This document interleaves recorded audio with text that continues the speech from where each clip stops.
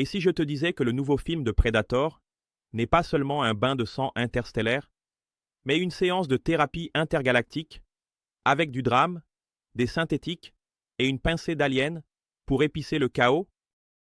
Oui, Predator, Badlands, est arrivé.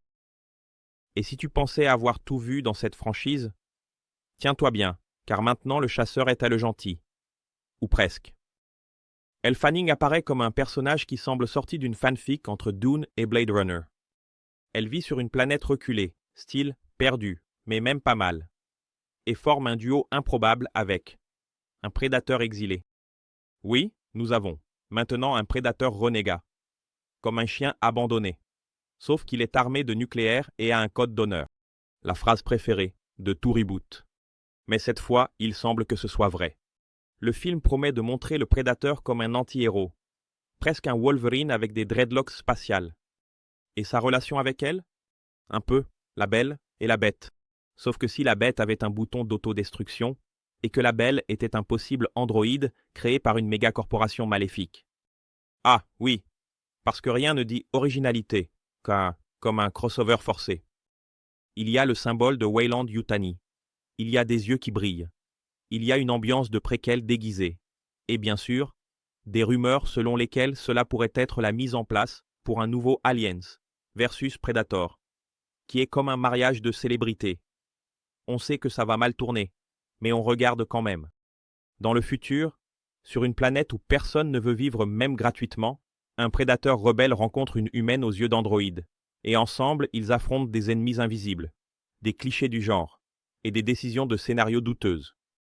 Selon Elle Fanning, son personnage n'est pas chassée. Elle rejoint le prédateur. Autrement dit, maintenant le prédateur a un meilleur ami pour la vie. Prochaine étape, séance de thérapie de groupe avec l'alien et Robocop.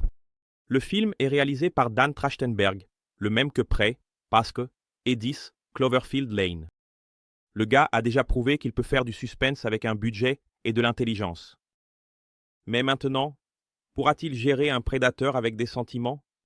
Ou allons-nous finir avec un prédateur jouant de la guitare dans le désert tout en pleurant des larmes de sang bleu? Predator. Badlands. Peut-être la réinvention dont la franchise avait besoin. Ou juste une autre fanfic filmée avec un budget de blockbuster. Mais une chose est sûre, le concept d'alien prédateur chassant des humains a maintenant un retournement de situation, un dilemme moral, et même un possible roman synthétique. Commentez ici. Voulez-vous voir le prédateur comme un héros? Ou le préférez-vous en mode trophée humain collectionnable? Est-ce que Badlands va sauver la franchise? Ou est-ce juste une autre planète où la logique a été chassée et tuée? Si vous avez aimé la vidéo, activez le mode camouflage du like et abonnez-vous. Car si les extraterrestres arrivent avec une séance de cinéma, vous voudrez le savoir ici en premier.